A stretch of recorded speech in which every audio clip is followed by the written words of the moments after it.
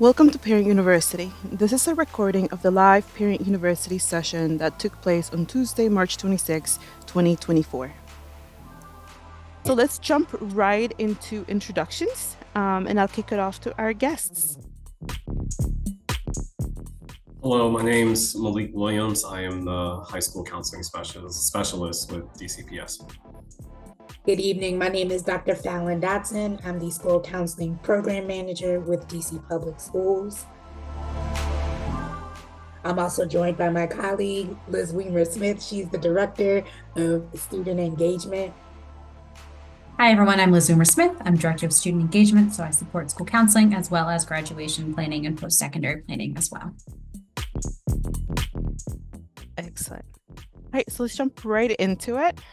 And I'll kick it off back to the team. Thank you. And thank you everyone for being here tonight. So there's a few key questions that we have. The first one is, what does it take to earn a DCPS diploma? The second one is, how can I track my child's progress in high school? And the third one is, what should I be doing now to support my child towards graduation?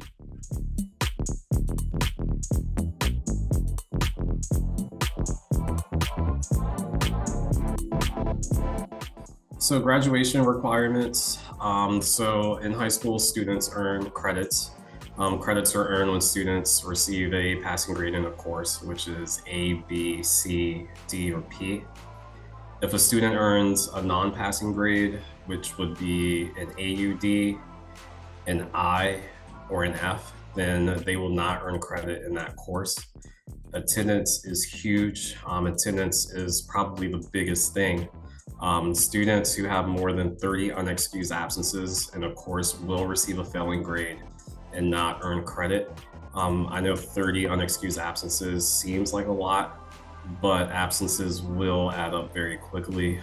There's roughly as we know, about 10 months in the school year. So, just having 3 absences per month can get a student there very quickly.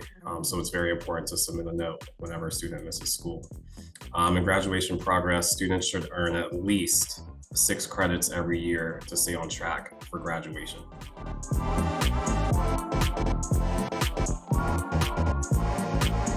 So here are the graduation requirements, the various courses that students have to take. So for English, students have to take 4 credits.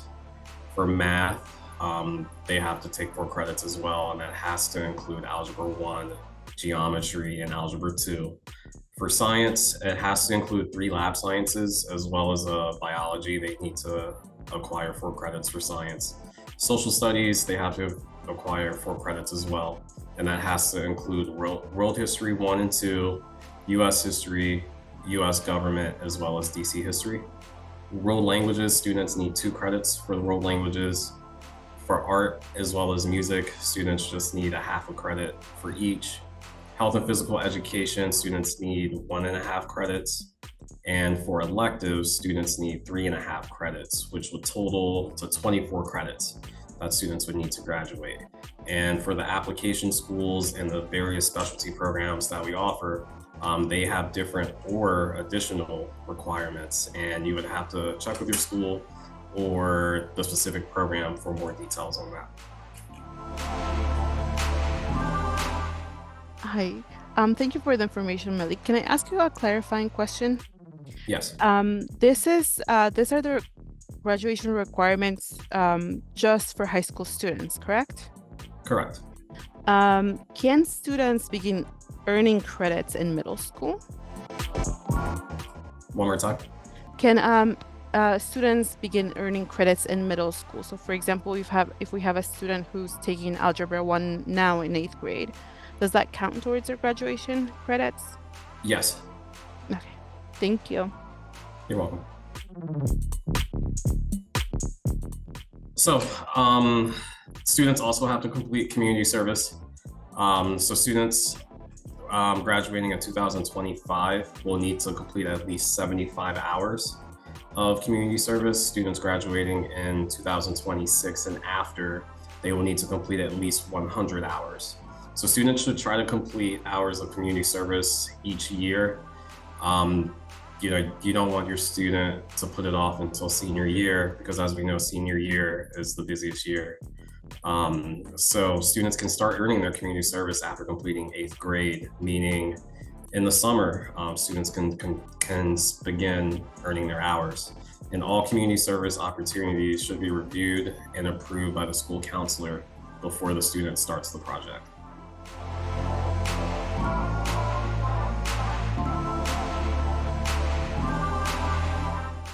So tracking progress towards graduation. Students and parents can track progress towards graduation by regularly checking Aspen Parent Portal and Canvas to review grades. I always recommend the parents checking the grades at least weekly, if not bi-weekly. There's also the DCPS Guide to Graduation, Career, and College, which will be available in Aspen in May for grades 9 through 11.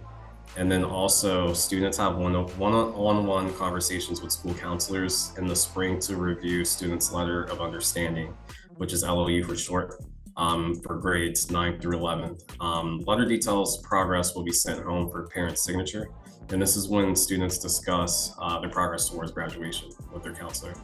And you can feel free to reach out to the school counselor directly as well. Thank you. Quick question, how can I, you can see it in Aspen, correct? Like all the community service hours? Yes. Yes, okay, thank you. So planning for the future, what can we do right now as parents? You can engage in discussions around choosing classes for next year with your student's counselor. You should ask if they failed any classes they will need to repeat. If your student is interested in college coursework, which would be the dual enrollment program, or taking advanced placement courses, which is AP for short, or should they enroll in a career and technical education course? You can plan summer opportunities for your students. There's also enrichment as well. There's optional enrichment courses that are open to all 8th grade students. There's summer school, which is academic recovery courses open to all students who need to recover courses. And then there's a summer bridge program, which is an orientation program open to incoming 9th graders.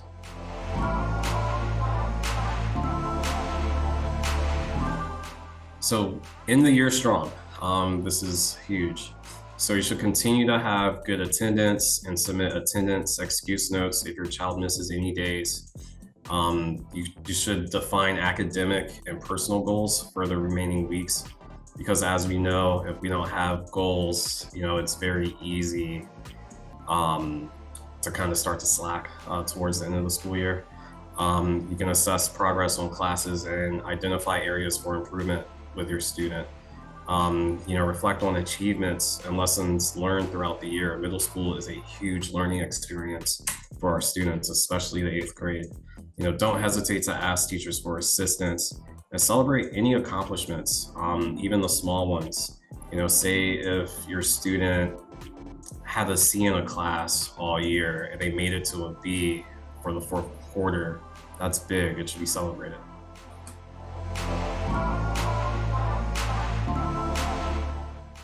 And I'll be passing this off to Dr. Dodson, our school counseling program manager. Thank you so much. It's important that our students and families continue to work with their school counselors so they can start planning for the future. Right now, we are working with students to select courses for next school year, whether they're in the 8th grade, 9th grade, 10th grade, or 11th grade. So students may come home and say, hey, I've selected my courses for next year. So it's really important that we review required high school courses and ensure alignment with future goals. We want to make sure we're enrolling students in courses and opportunities that get them closer to their career and college dreams. It's also a great opportunity to consider diversifying or taking more challenging courses. You could take an honors course as early as 9th or 10th grade. You can also take AP or advanced placement courses as early as 10th grade, depending on the school. But when you're taking those challenging courses, there are going to be a lot more reading, a lot more writing, a lot more things to submit, but they'll get a great academic experience. It's also important that we're looking at getting involved in the school day, getting involved with any clubs and extracurricular activities. High school is a great place to reinvent themselves. So it's a new opportunity for them to transition to high school. They could start a club, they could join a club, get involved with band or orchestra, JROTC. We have so many opportunities where students can get involved. Like Mr. Williams shared earlier, it's important to set short-term and long-term academic and personal goals. So we're moving very rapidly towards the end of the school year. How can we work on pulling up grades? How can we do a better job of making sure we're getting to school on time? Your school counselor is a great resource to talk about strategies for effective note-taking, organization, and time allocation.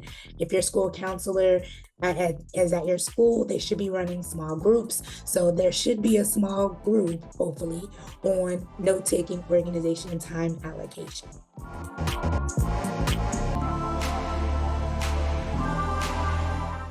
And so I know Mr. Williams and I shared a lot of information with you. Are there any questions that we can answer? Thank you so much for that information. We have a lot of questions coming in. Some responses are being entered in the chat. As we collect those to make sure we cover everything, let's go through a couple of the ones that came in from the pre-registration. The first question that we have is, are students held back per grade level or per class? Because the credits that Mr. Malik talked about were broken down by class. So for example, if my child is doing, the example they gave, my child is getting F's in math, but they're getting C's and even B's in English. Like, do they fail all of 10th grade, or do they fail math, or what happens in this situation? That's a good question. If a child is failing math and we offer math in summer school, then they'll be able to repeat taking the course in summer school. If they pass English, then they are in great shape. When we shared in the presentation earlier, students have to earn a minimum of 6 credits in order to transition to the next grade each year. So English, math, science, and social studies are going to be super important, and doing your best in each class is going to be really important. The only thing I want to add to that, because I know we do have some 8th grade parents on the call as well, is that for 8th grade students, in order to finish 8th grade successfully, students do need to have a passing final grade in all 4 core classes. So with 8th grade, you do kind of fail the grade. If that happens, that's why we have summer school, so students can make up that work in summer school in order to promote to 9th grade. I think just to underscore Dr. Dodson's point, yes, if a student fails math, they wouldn't necessarily fail 9th grade, but they do need to have an English 1 credit and 6 credits total to promote from 9th to 10th. And similarly, you need 6 credits and an English credit to promote from each grade level to the next. Thank you. The next question that we have is about attendance. What paths exist if a student is off track right now? They have excellent academic standing, but they've had poor attendance. So they've had more than 30 attendances by this point.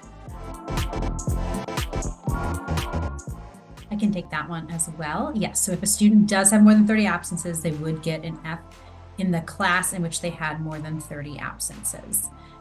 If that happens, we have a couple different options for recovery. There is credit recovery, which most schools offer generally after school during the school year to make up that class. There is also summer school, or they can retake the class next year.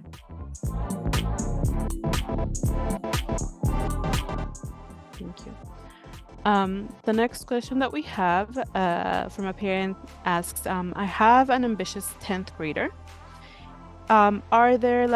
Is there an advanced graduation diploma or any other graduation related goals they should strive for? So as of this moment, we only have the current diploma options that we have. However, if you are a 10th grader who is super motivated, continue to take honors and advanced placement and dual enrollment courses. There are some students, if they're starting math as early as 8th grade, that they may finish our math courses ahead of time. We have partnerships with local colleges and universities that can help, that we can work with you to get you all placed with dual enrollment opportunities, and making sure that students are still taking challenging and accelerated courses. Thank you. All right, so let's go through a couple of the questions that have come in via the chat and the Q&A. The first question that we have here is a clarifying question. We mentioned AP classes, but some of our students in DC public schools have IB classes. What does that mean? That is International Baccalaureate. That is another type of course offerings, and I know many students will continue on and go to Eastern and take IB courses there. They are also very rigorous. They also have exams towards the end of the year. I just want to make sure I'm not leaving anything out about IB. Thank you. Can you tell us a little bit more about community service? I think the first question is like the overall, why is community service something that is required to graduate? And the second one is about the hours, like what amount of hours are needed? Okay. This has been a priority for the district, I believe, since 1992. This was introduced, and it is a requirement for all DC public school students to complete community service hours in order to graduate. We know that the pandemic was challenging, and so we made those acceptances for the class of 2020, class of 2021, class of 2022, and class of 2023. We are slowly returning back to the 100 hours. Prior to the pandemic, I saw that question being asked a lot. So yes, the class of 2025 will have to complete 75 hours of community service in order to graduate. Students in the class of 2026, 2027, and beyond must complete 100 hours of community service in order to graduate. I mentioned earlier the smart play, and what we encourage students to do each year is to chunk it out and make sure you're completing 25 hours your freshman year, 25 hours your sophomore year, et cetera, and et cetera. So you're not waiting until the last minute to complete 100 hours. We share a lot of volunteer opportunities on our community service website. I know Mr. Ilar dropped it in the chat earlier, so please make sure you're checking there. We also share opportunities with our school counselors, where we've actually just received a couple of community service opportunities that we'll continue to share with them, because we don't want community service to be the reason the student does not graduate. Thank you. Oh, I saw that church and other nonprofit hours. So unfortunately, going to a church does not count as a community service hour. And other nonprofit information, it all depends on if they have a 501c3. For community service hours, it's volunteer only. Students cannot get paid for this. They have to be supervised by an adult. And we went through a lot of this information we cover on our community service site. Thank you. Thank you for that. Let's switch gears a little bit about having more individualized conversations about this topic, about my child specifically. A parent asked, are there college advisors, counselors to talk about this, about my child specifically, and where do I find that information? Yes, so on the middle school and high school level, on the middle school and high school level, we have school counselors. On the high school side, we have school counselors, and we are also working with our NAF Academy leaders who can provide support for career and technical education courses. We also have some schools that have college and career coordinators, but primarily your first point of contact should be your school counselor. Okay. And the school counselor email, I can find that in the school website? Yes, Yeah. you can find it on the school website. Thank you. Okay, I'm looking through it. We have a lot of questions. Okay, talking about like students who transferred. If a student transferred from another school district into DC, like, is there, what can DCPS do to support that transition? I think the first one is making sure that the transcripts are coming from the other school. Is there anything we can do to support with that? And the second question is, what additional like supports can I get for my child if, you know, they're struggling with this transition? It's going to go back to your school counselor is going to be your first point of contact. We work with the other school district that they're coming from to make sure we have copies of the transcript so we can upload them and make sure we're placing them in the right courses. And when you say problems with transition, are you referring to study skills? Is it attendance that they're worried about? Is it just transitioning to a new school? That'll help me determine where I can direct anyone. Okay, thank you. The other thing I would just like to add, if possible, if you know you're transitioning, if you can at all possible, get your transcript from the previous institution. Like Dr. Dodson said, counselors and the school admin will work to get that transcript, but it can take a while. So if possible, getting it from there and showing up to your DCPS school with a transcript is an ideal first option. Thank you. Are there talking about like just the students who are having like struggling right now, what additional supports are there for students who might be struggling with attendance because they're arriving late, or because it's just, you know, like at the public transportation, like they're being marked absent but they're really late? Who do I talk to about having that corrected on my child's records? So many of the schools have attendance counselors. So that would be the point of contact that you would go to if they are running late, if they are missing excuse notes. The attendance counselor, who is a separate entity from the school counselor, can help with all things attendance. Thank you. We have a question about, and we also have a mental health team that is dedicated to support the students who might be, because there are a couple of questions here that are like, the students like struggling to get to school because of mental health, the need for mental health supports. So we do have that information. I'll get it, or Jerry will get it in the chat right now, so you have access to that. We have a team and of folks who can support your child through that. We have a student referral form, and we also have an adult referral form to get deeper supports, deeper like mental health supports. I'm trying to scan to make sure we covered all the questions that we have here. Okay, the other question that we have is in the summer. So we talked briefly about what is going on with, you know, like with summer programming available. If my child wants to take accelerated courses, is that something available also in the summer, or is that just to make up credits? Typically, the courses that we offer over the summer are for students to recover credit, not for acceleration purposes. However, if there are families that are interested in taking accelerated courses, they should talk to their school counselor.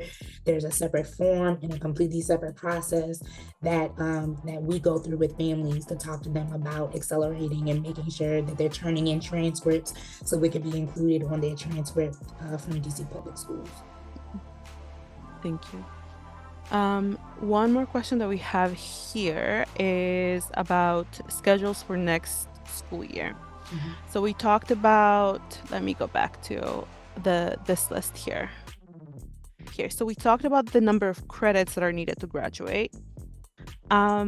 Where can I see what my child is going to take next school year to make sure that they will have the opportunity to complete the credits?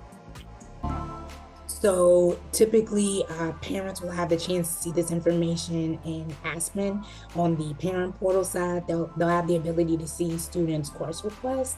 They can also schedule an appointment to meet with their school counselor. I know Mr. Williams mentioned earlier, we complete letter of understanding conversations every year with students. So ninth grade forward, every year we're meeting with students to make sure that they understand their progress towards graduation and they're not falling behind. So everything for us go back to your school counselor. Thank you. I'm going through the chat to make sure we didn't miss any of the questions. Jerry, could you please pop in again the community service website link in there to make sure we have that covered? We have one more question here about, since we're on this page about credits. Some families have seen culinary arts in their child's schedule. Where does that fall in this? Is that going to help them for graduation?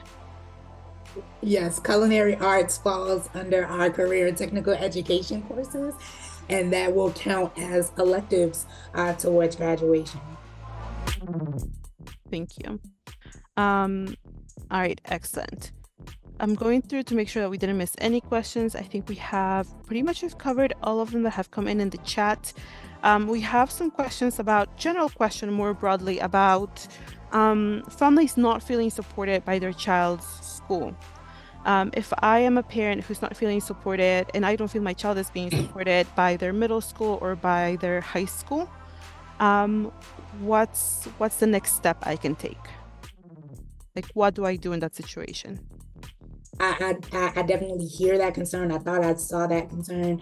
I would encourage you to reach out to your student's counselor and see if you can schedule a family meeting so the teachers, the counselor, and the administrator can meet.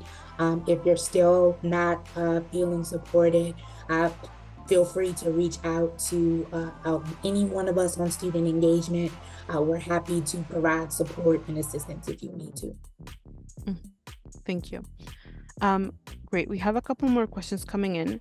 We're going to talk about SAT testing, AP testing, and then placement. The first question is about SAT testing. Does DCPS offer SAT testing? And when, how many times is it offered? So we offer PSAT and SAT testing. I know we just finished our spring SAT, and it goes on twice a year. We share that information pretty regularly with our students and families. So they're not missing anything. And if they're not able to take it with us, we walk them through how to find a site on College Board that's near their home so that they're able to complete the SAT if they're not able to complete it with DCPS. Okay, thank you. AP testing. Can a student retake an AP test the next school year without having to retake the class? Or is that... No. I don't think so. I see Dr. Dodson shaking her. I will double check on that, but I don't think so. That is a little out of, I think, our depth, but no, I don't think so. Okay, thank you. Excellent, thank you. Yes, and the credits we're talking about are for the high school graduation, not for middle school graduation. Right, I think those are like the main questions that we had. We have one, sorry, about placement. And this is more specifically about multilingual learners.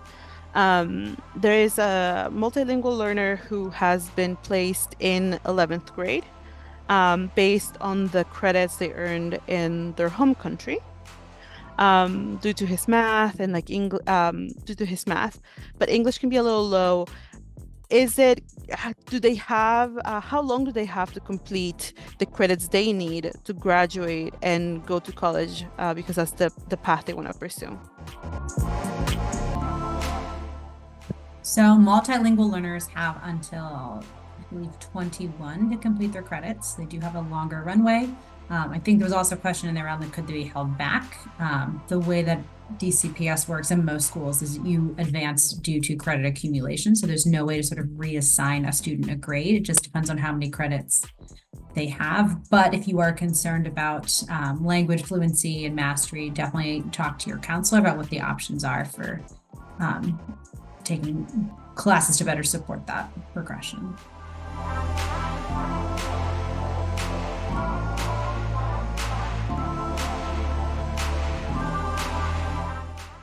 Apologies, I was muted. Let's revisit the AP question again. I'm sorry, just to make sure that we're a little clear. So AP tests are offered for all AP classes at the end of the school year? Usually in May. Okay. So even like senior year, they're offered at the end of the school year if a child is taking the AP classes. Yes. Okay. They work with their school counselor to register. They take specific tests on specific days, so students won't. We try to think about student schedules if they have multiple AP courses, so they're not taking AP exams all day. But typically, students take AP exams in May. Okay.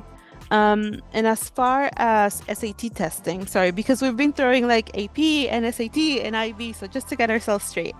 And SAT testing happens during, students can retake that test, correct? Yes, students can retake the SAT, yes. And where can families find the SAT testing dates?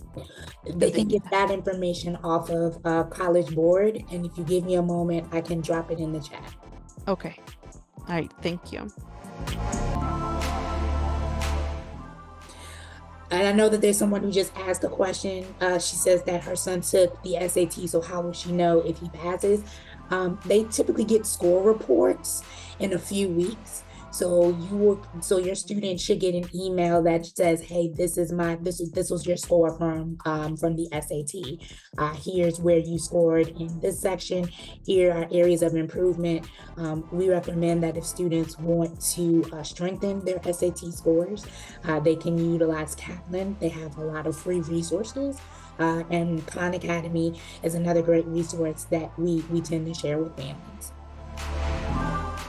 Okay. Thank you so much for that answer. Again, to clarify, because we have a couple of questions that are sort of similar. I think because this is a change that families see, like when you have a child and they move like from first grade, second grade, third grade, fourth grade, and they move each year. But in high school, their grade level is decided by the credits they have, correct? So I could have a 17-year-old child who is considered a freshman. So I would expect my child to be like, say, in 11th grade, but they're considered like a 9th grader because of the number of credits they have. Correct? Okay. And then answer questions in the chat. Yes, there's two things. So in order to go from 9th grade to 10th grade, students need to earn English 1 plus 6 credits. From 10th to 11th, they need to have Algebra 1 and English 2 and 12 credits. So sort of all three of those things. And then to go to 11th grade, they need an additional English 3 credit and 6 more credits. And then to advance to 12th grade from 11th grade. So there's an English requirement that you have to hit every single year in order to go grade level up, and then also an Algebra 1 credit in order to pass out of 10th grade. And then also 6 credits every year. I do see in the chat sort of a follow-up to that. If they earn their credits from the old school, the new school doesn't have their transcripts. Yep, so usually that's based off sort of the information we have. If there is another transcript from another school, once we get that information, their credits will be updated in their DCPS transcript. Excellent, sorry. Apologies, there's vacuuming next to me.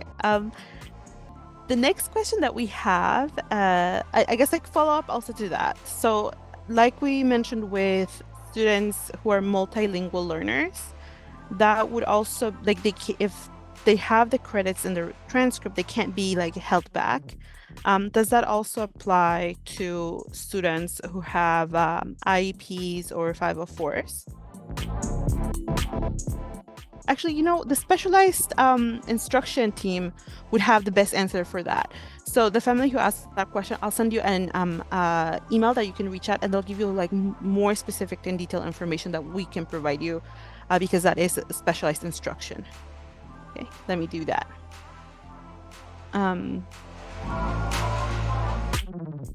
Okay, excellent.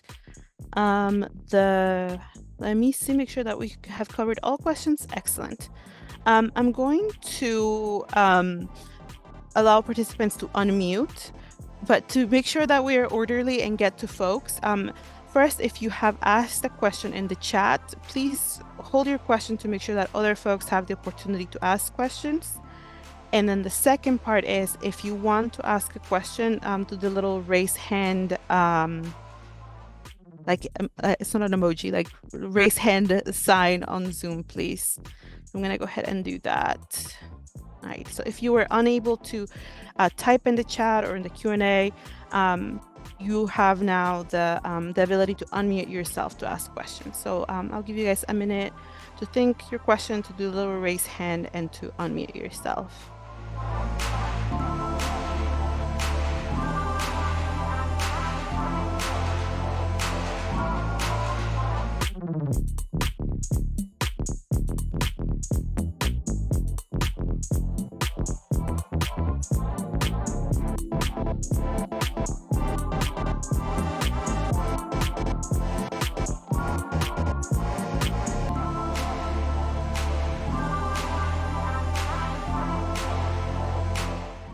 Thank you.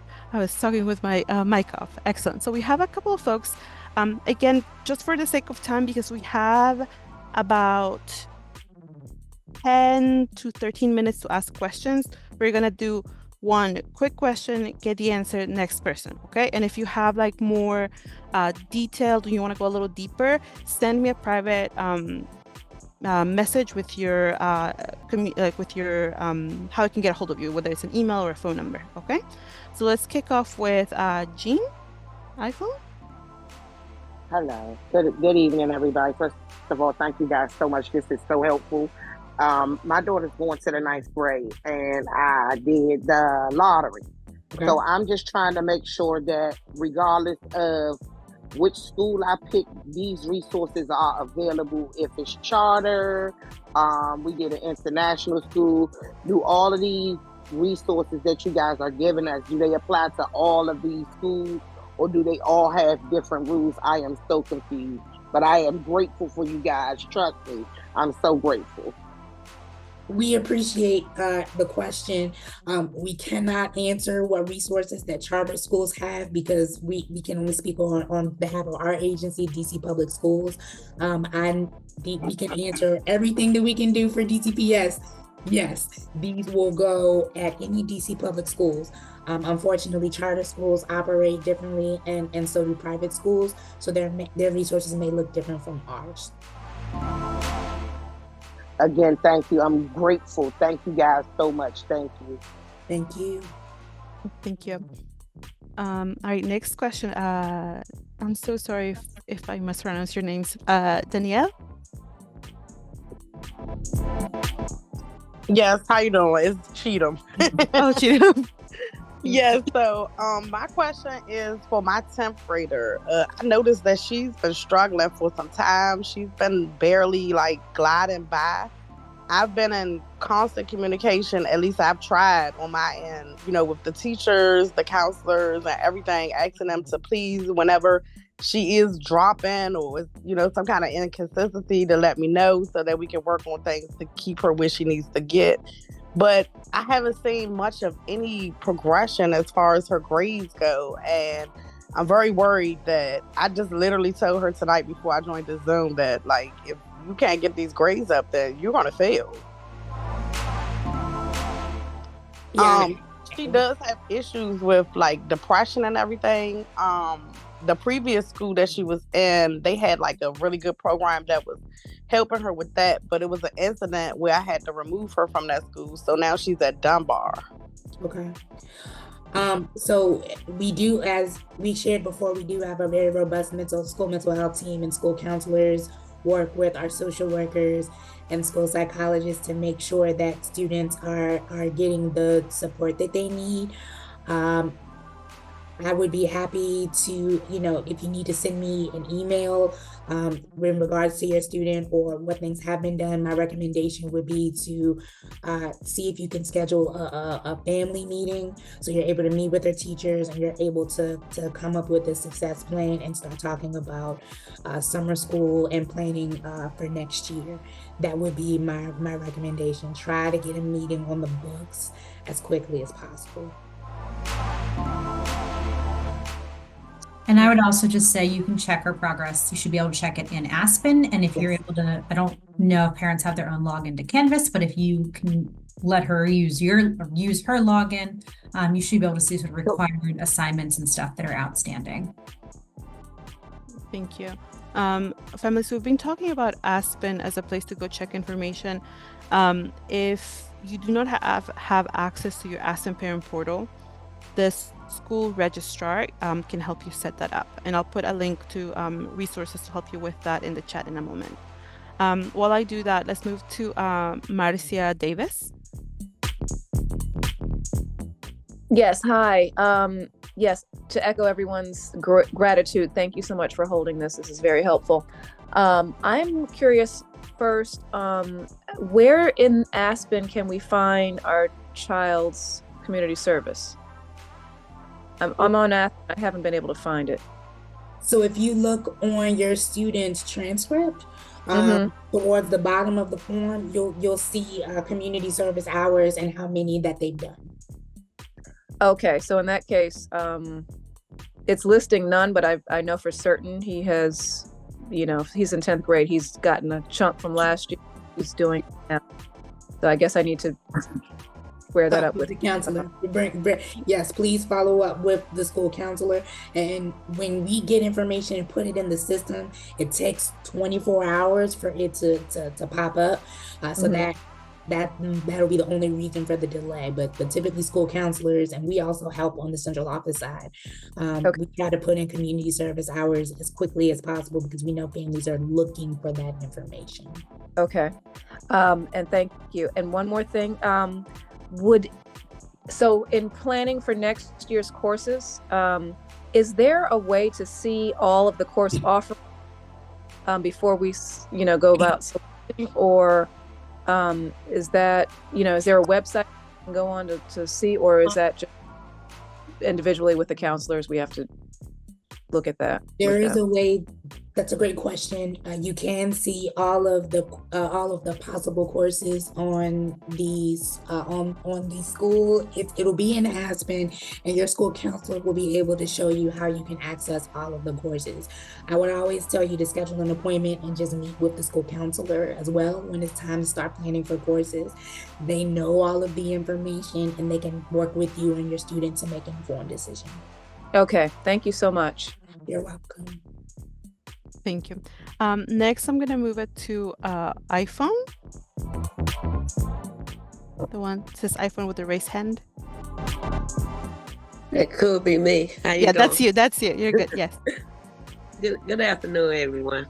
I was just was wondering, my granddaughter, she's struggling too, and she has to go to summer school. Will she be going to the same school that she attends? It depends.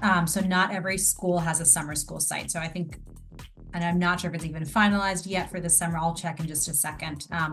We only have certain schools that offer summer school. So some students might be at the same school, but others may end up having to go to a different school for summer school. Okay, because she go to Dunbar. Yeah, I will check. Give me 1 second. Let me see if that has been shared yet. I'll check and update that in the chat. Okay, then. Thank you. Excellent. Thank you. Any other questions? Anyone else? Follow-up question about summer. Can students do summer employment if they have to go to summer school? Can be tricky.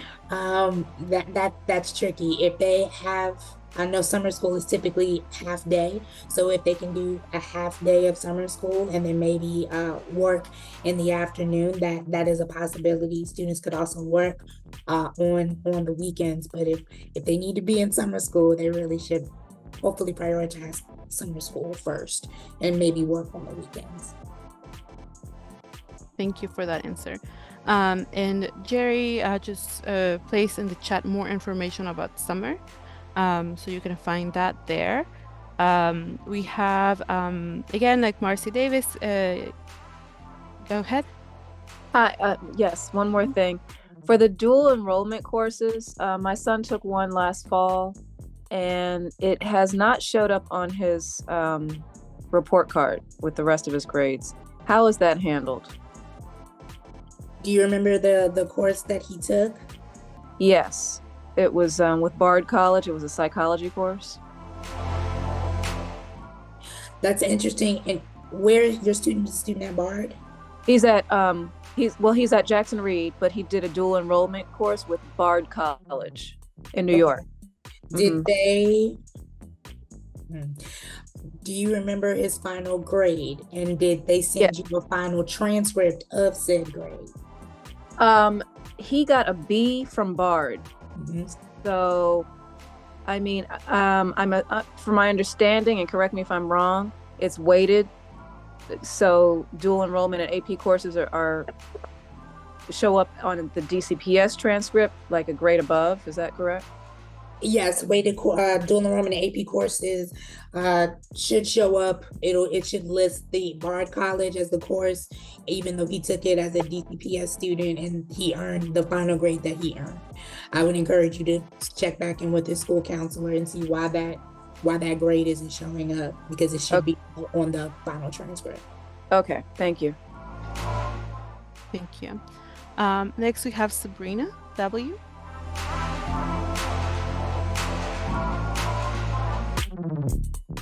Sabrina, do you? Hello. Oh, there you go. Yes. My question is regarding the community service. Are the students only allowed to do service with one of the companies that's on the list?